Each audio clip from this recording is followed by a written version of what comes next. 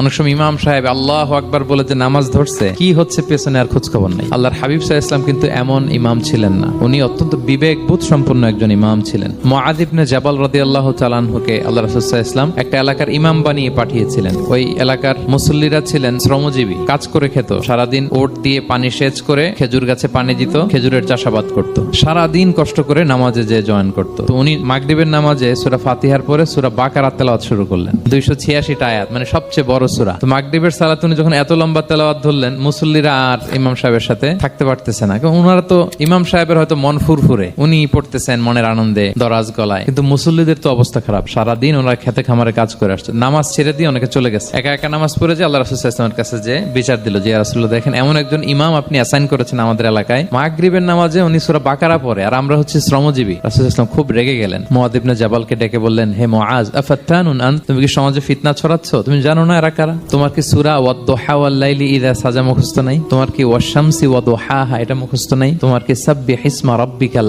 আ'লা এই সূরাগুলো তোমার জানা নাই? উনি বললেন জানা আছে। তো এগুলো রেখে দিয়ে মাগরিবের নামাজে কেন সূরা বাকারা ধরলা? তোমার মুসল্লিরা তো শ্রমজীবী মুসল্লি। ইমামের দায়িত্ব হচ্ছে পেছনে কারা আছে এটা খেয়াল করা।